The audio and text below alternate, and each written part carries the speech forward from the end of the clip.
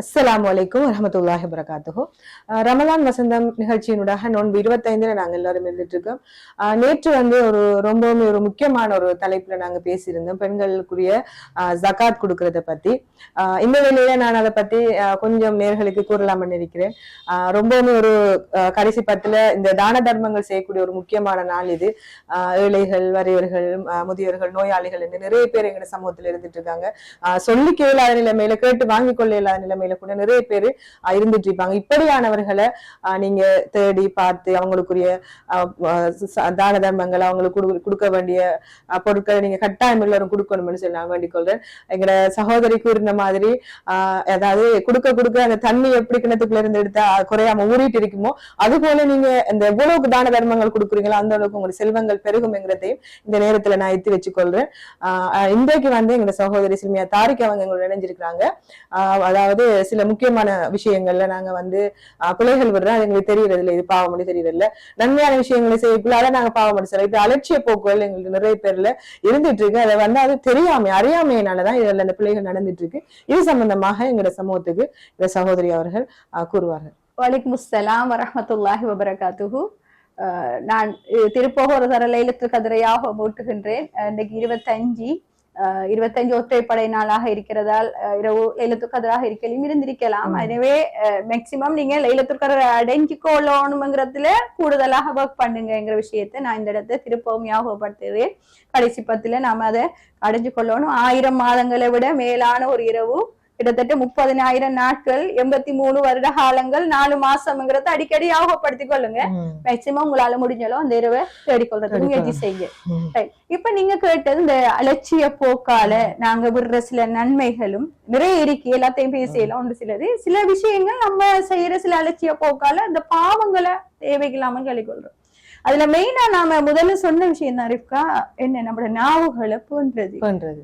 குறிப்பா மத்தாக்களை புறம் பேசுறது, அவங்களை கோட் பேசுறது, அவதூறு சொல்றது, சபிக்கிறது, என்ன அவங்கள்ட்ட ஒண்ட போட்டு இவங்கள்ட்ட ஒண்ட கைக்கிறது, விட நமக்கு விளங்காமலுக்கு கண்ணால கூட சில புறம் பேசுவாங்க. ஒரு ஆள் வருதுன்னு சொன்னா இப்படி ஒரு கண்ணை இப்படி காட்டுரு, அப்ப அது என்ன பாரு எப்படி இருக்கா எப்படி சொல்லி அந்த அது ஒரு என்ன செய்யுதுன்னு சொன்னா அந்த கண் சாடை கூட புறம் அதை நம்ம பிள்ளையான ஒரு விஷயத்துக்காக செய்யற மாட்டோம். சில பேர் வந்த உடனே சிரிக்கிறது.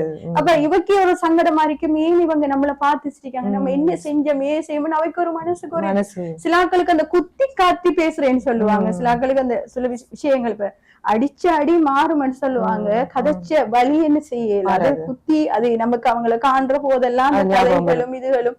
எனவே மேக்சிமம் நம்முடைய நாவுகளால மற்றவர்களுக்கு தொல்லை கொடுப்பதோ அவர்களுக்குரிய வேதனைகளை கொடுப்பதோ என்பதை தவிர்த்து நல்ல வார்த்தைகளை நாங்க பேசணும். ஒரு ஹதீஸ் சொல்லலாம். இன்னைக்கு நான் ரசூல் ஸல்லல்லாஹு அலைஹி வஸல்லம் மனைவிமார்ல ஒரு ஆள் சஃபியா, அவங்க ஷார்ட் ஆள் என்ன கொட்டான், அது அரபிக்ல கசீரான்னு சொல்லுவாங்க. ஒரு நாள் ஆயிஷா நாயி ஏதோ ஒரு விஷயத்துல சொல்லிட்டாங்க நபி அவங்ககிட்ட, உங்களுக்கு எல்லாத்துக்கும் அந்த கொட்டான் சஃபியா தான் இந்த மாதிரி அப்படி சும்மா சொல்றதானே, அவ ஷார்ட் தான், அவ அப்படி சொல்லிட்டாங்க ஆயிஷா நாயி. ரசூல் ஸல்லல்லாஹு அலைஹி வஸல்லம் சொன்னாங்க, ஆயிஷா நீங்க இத சொன்ன இந்த வேர்ட் இருக்குதானே, என்ன வேர்ட், இந்த கசீரா சொன்னா இந்த ஷார்ட் சொன்ன, அவ உண்மையிலே ஷார்ட் தான், அவகிட்ட இருக்கிற விஷயம் தான் சொன்ன. இந்த வார்த்தைய கடலில் கலந்தால் கடல் நீர் அப்படி என்ன செஞ்சிடும், அந்த நிறம் மாதிரி அது அப்படியே வத்தி போயிடும் சொன்னாங்க. நிறம் மாறக்கூடிய வாய்ப்பு இருக்குன்னு சொன்னாங்க. அந்த கடல்ல இந்த ஒரு வார்த்தை நிறம் மாறக்கூடிய வாய்ப்பு இருக்குன்னு சொன்னா, நான் நினைக்கிறேன் நாம அதுக்கிறாரு எல்லாம் அங்க போட்டா கடல் வத்தியே போயிடும். ஒரு வேர்ட் கசீராங்கிற ஒரு வேர்ட். அப்ப அந்த அளவுக்கு கடலையும் ஒப்பிட்டு நபியாங்க இந்த வார்த்தையை நீங்க கடல்ல கலந்தா இது இப்படி ஆகிடுமான்னு சொல்றாங்கன்னு சொன்னா, இதுக்கு ஆயிஷா நாயி சும்மா இதான் சொல்லிருக்கலாம், அவங்க எவ்வளவு பேணுதலா இருக்கிறவங்க. அப்ப நபி அவங்க அந்த இடத்த அந்த விஷயத்தையும் செய்யறாங்க. அந்த வார்த்தை கூட அவங்க என்ன செஞ்சிடப்படா, புண்படுத்திட கூடாது. எனவே இப்படியான விஷயங்களை நம்மட நாவ மேக்சிமம் நாம நோம்பு எங்களுக்கு கட்டுத்தார ஒரு விஷயம், நான் நோம்பாளி என்கிற அந்த வார்த்தை இது நோம்பு அல்லாத காலங்கள்லயும் நம்மட நாவ போன்றதாக இருக்கணும். இது நம்மட நன்மைகளை பாலடிக்கிறதுல மிக முக்கியமான பங்கப்படுறது. அடுத்தது நான் சில விஷயங்கள் அலட்சிய போக்கால நம்ம விடுற மாதிரி சொன்னேன். ஒரு 2 விஷயம் இல்லாட்டி ஒரு 3 விஷயத்தை பார்த்து கொள்ளலாம். ஒன்று, நாம ஒழு எடுக்க தானே இருக்கா. இப்ப ஒழு எடுக்க நம்முடைய சிறிய பாவங்கள்ல இருந்து அந்த ஒழு எடுக்கிற தண்ணியூடாக போகுது. கடைசி சொட்டு தண்ணியோட கையால கழினேன்னு சொன்னேன். அதுல ஒழுக்கு பின்னால ஓதுற துவா ஒன்று இருக்குத்தானே. இப்ப நிறைய பேர் ஓதுற துவா அல்லாஹும்ம ஜஅல்னி மினத் தவ்வாபி வஜஅல்னி மினல் முத்தஹஹிரீன் துவா தான் ஓதுவாங்க. ஆனா ரசூல் ஸல்லல்லாஹு அலைஹி வஸல்லம் எஸ்பெஷலா ஒரு துவா சிலர்கள் அது ஓதலான்னு சொல்லி தராங்க. என்னன்னா, ஒரு ஆள் பரிபூரணமான முறையில் வுது செய்ததன் பின்னால், வுது சரியா செஞ்சிருக்கோம், செய்ததன் பின்னால் அஷ்ஹது அல்லா இலாஹ இல்லல்லாஹு வஹ்தஹு லா ஷரீக லஹு வ அஷ்ஹது அன்ன முஹம்மதன் அப்துஹு வ ரசூலுஹு, இப்படிதான் வருது. அஷ்ஹது அல்லா இலாஹ இல்லல்லாஹு வஹ்தஹு லா ஷரீக லஹு வ அஷ்ஹது அன்ன முஹம்மதன் அப்துஹு வ ரசூலுஹு என்று யார் கூறுவாரோ இவருக்கு என்ன நன்மைன்னா, சுவர்க்கத்துக்கு 8 வாயில்கள் இருக்கு. எத்தனை வாயில்? 8 வாயில். இந்த 8 வாயில மின் ஐஹா ஷா, அவர் விரும்பின வாயிலால சொர்க்கத்துக்கு போகலாமா. அத எங்க அந்த பவர் கிடைக்குதுன்னு சொன்னா, பரிபூரணமான முறையில ஒழு செய்ததன் பின்னால இந்த துவா ஓதணும். இதான் துவா. இதுக்கு பின்னால நம்ம உடம்பு அந்த அல்லாஹும்ம ஜஅல்னி மினத் தவ்வாபீன் ஓதலாம். அப்போ ஆகப்பெரிய ஒரு நன்மையை ஈட்டி தருகுது. சொர்க்கத்துக்கு 8 வாயிலால இன்ன வாயிலால போகலாம்ங்கிறது இல்ல. ரய்யான்னு சொன்னா நோம்பாளிகள் மட்டும் போகலாம், பாபு சலான்னு சொன்னா தொழுகையாளிகள் மட்டும்தான் போகலாம். இப்படி வாயில்கள் இருக்கு. ஆனா இந்த துவா ஓதுறாக்களுக்கு நபி அவங்க சொல்றாங்க எல்லா வாயில்களும் திறக்கப்பட்டு அவங்களுக்குரிய அந்த வாய்ப்பு கிடைக்கும். எனவே இது ஒரு அலட்சிய போக்கால நாங்க மிஸ் பண்ணக்கூடாது. நாம எப்பெல்லாம் ஒழு செய்யறோமோ அந்த நேரங்கள்ல நமக்கு வரணும். நாம இந்த துவா ஓதினோம்டா இன்ஷா அல்லாஹ் நான் விரும்பின வாயிலால சொர்க்கத்துக்கு போற வாய்ப்பை இந்த துவா எனக்கு தருது. எந்த எண்ணத்தை நம்ம போட்டோம்னு சொன்னா இந்த துவாவை நாம மிஸ் பண்ண மாட்டோம் இன்ஷா அல்லாஹ். இது ரமலான்ல மட்டுமல்ல, நம்ம மௌத்தா காட்டிலும் இந்த துவாவை நீங்க ஓதிக்கொள்ளணும். ஓதுக்கு உங்களுக்கு உணர்வு இருக்கணும். என்னன்னா, நான் சொர்க்கத்தை விரும்பின வாயிலால செல்லலாம். நபி அவங்க சொன்ன ஹதீஸ். 2வது ஆயத்துல் குர்சி. நிறைய பேருக்கு பாடம் இருக்கும். ஆயத்துல் குர்சி மெயினா 2 விஷயத்துக்காக பேசப்படும்.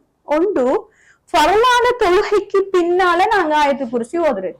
இப்படி பல்லான தொழுகை இருக்குத்தானே, இதுக்கு பின்னால நாங்க இந்த ஆயத்துல் குர்சியை ஓதுவோம் சொன்னா ரசூல் ஸல்லல்லாஹு அலைஹி வஸல்லம் சொன்னாங்க, சுவர்க்கத்துக்கும் அவருக்கும் தடையாக இருப்பது அவருடைய மரணம் தான் சொன்னாங்க. சுவர்க்கத்துக்கு அவர் ஏன் போகாமல் இருக்கிறாருன்னு சொன்னா அவர் மரணிக்காமல் இருக்கிறது தான் சொன்னாங்க.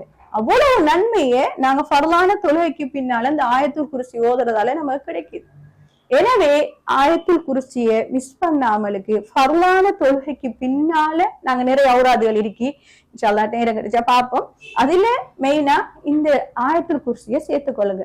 இது முதல்ல விஷயம். 2வது, இரவுல தூங்கக்க நாங்க வளமையா ஓதுற திக்ர் அலுவலாத்த ஆயத்துல் குர்சியை ஓதிக்கொண்டு தூங்குவோம்னு சொன்னா ஷைத்தானுடைய ஊசலாட்டங்களை விட்டும் நமக்கு பாதுகாப்பு கிடைச்சி நமக்கான ஒரு பாதுகாவலர் நமக்கு கிடைப்பார்.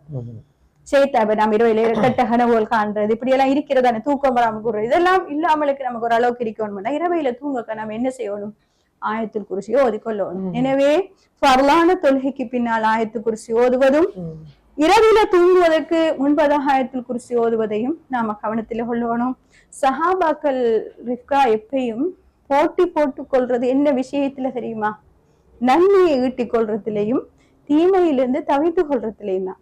நம்மளை போல நாம் அவரை பார்க்க வீடு பெருசா கட்டணும், இவையை பார்க்க உடுப்பு கூட வாங்கணும், இவையை பார்க்க நகை, இப்படிட்ட போட்டி சஹாபாக்கள்கிட்ட போட்டி என்னத்துல இருக்குமென்னு சொன்னா நன்மை அவர் கூட செய்யறாரோ அதை பார்க்க நாம் கூட செய்யணும். அதனால ஒரு சமயத்துல 7 முஹாஜிர்கள் ரசூல் ஸல்லல்லாஹு அலைஹி வஸல்லம் கிட்ட வந்து சொன்னாங்க, யா ரசூலல்லாஹ், இந்த பணக்கார முஹாஜிர்கள் வசதி இருக்கிறதால நிறைய நன்மைகள் எடுக்காங்க. அவங்க எங்களை போல தொழுறாங்க, எங்களை போல நோம்பு குடிக்காங்க, எங்களை போல குர்ஆன் ஓதுறாங்க. ஆனா அவங்ககிட்ட வசதி இருக்கிறதால அவங்க ஜகாத் கொடுக்காங்க, சதக்கா கொடுக்காங்க, ஹஜ்ஜி செய்யறாங்க, உம்ரா செய்யறாங்க. இந்த பாக்கியம் எங்களுக்கு இல்லாமலுக்கு போகுது யா ரசூலல்லாஹ். இவங்க எங்களை பார்க்க நன்மையை கூட இருக்காங்கன்னு சொன்னோடனே நபி அவங்க சொன்னாங்க, சரி உங்களுக்கு நான் ஒரு நன்மையை சொல்லித்தாரேன், நீங்க இதை செஞ்சீங்கன்னா இதை பார்க்க கூட நன்மை எடுக்கலாம்னு ஒரு விஷயத்த சொல்றாங்க. நாங்கள் அதை எடுத்துக்கொள்ளலாங்கிறதுக்காக தான் நான் சொல்றேன். என்ன விஷயம்டா, ஃபர்லான தொழுகைக்கு பின்னால சுப்ஹானல்லாஹ் 33, அல்ஹம்துலில்லாஹ் 33, அல்லாஹ் அக்பர் 33 என்று ஓதிக்கொள்ளுங்க என்றாங்க. அப்ப இந்த 7 முஹாஜிர்கள் சரின்னு கேட்டுட்டு வந்து ஓதி ஸ்டார்ட் பண்ணினாங்க. ஸ்டார்ட் பண்ணது இந்த பணக்கார முஹாஜிர்கள் நான் சொன்ன போட்டி எண்ணத்துல இருக்கும்னா இதுலதான் நன்மை செய்யறதுல இவங்க பார்த்தாங்க, என்னடா இவங்க புதுசா ஒரு அமல் ஒன்று செய்யற மாதிரி ஏதோ ஒன்று சொல்லி கொடுத்து செய்யற மாதிரி இவங்க டார்கெட் பண்ணி பார்க்காங்க. இவங்க ஓதுறாங்க, என்ன ஓதுறாங்கன்னு கண்டுபிடிச்சிட்டாங்க யாரு? பணக்கார முஹாஜிர்கள். இப்ப இவங்களும் ஓத ஸ்டார்ட் பண்ணிட்டாங்க. என்னது இந்த சுப்ஹானல்லாஹ் அல்ஹம்துலில்லாஹ் அல்லாஹ் அக்பர். இப்ப ஏழு முஹாஜிர்களுக்கு திருப்ப கவலை, நம்மளுக்கு ஈக்குவலா இவங்க இந்த விஷயத்திலயே வந்துட்டாங்க. திருப்ப நபி அவங்கள்ட்ட வந்து சொல்றாங்க, யார ரசூலல்லாஹ், நீங்க எப்படி ஒரு நன்மை எங்களுக்கு சொல்லி தந்தீங்க, அத இந்த பணக்கார முஹாஜிர்கள் திருப்ப செய்ய தொடங்கிட்டாங்க என்று சொன்ன உடனே நபி அவங்க சொன்னாங்க, தாலிக ஃபதுலுல்லாஹி யுதீ மய்யஷா, அல்லாஹு தாலா யாருக்கு ஒரு சிறப்பை கொடுக்க நாடுறானோ அதை அவங்களுக்கு கொடுப்பான். அதனால சதக்காக்கள் என்று வருகின்ற போது நாம செய்யற விஷயத்துல சுப்ஹானல்லாஹ் ஒரு சதக்காதான், அல்ஹம்துலில்லாஹ் ஒரு சதக்காதான், நன்மை ஈட்டுறதுக்கான பல வழிகளை மார்க்கம் எங்களுக்கு தந்திருக்கு. எனவே அந்த வழிகளை மேக்சிமம் அறிஞ்சு தெரிஞ்சு நாங்க செய்வோம். பாவத்துல இருந்து மீள்றதுக்கான முயற்சிகள்ல மெயினாக நான் திருப்ப சொல்ற விஷயம், நம்முடைய ஐம்புலங்களையும் நாம கட்டுப்படுத்தணும். குறிப்பா நாவு, எங்கட கண், இதுகளை அந்த காதுகள், இதுகளையும் கொஞ்சம் அடக்கி நாம வாசிப்போம்டா இஸ்லாம் இலகுவான மார்க்கம், நாங்க கூடுதலான நன்மைகளை பெற்றுக்கொள்ளலாம் என்று கேட்டு விடைபெறுகின்றேன். அஸ்ஸலாமு அலைக்கும் வரஹ்மத்துல்லாஹி வபரகாத்துஹு.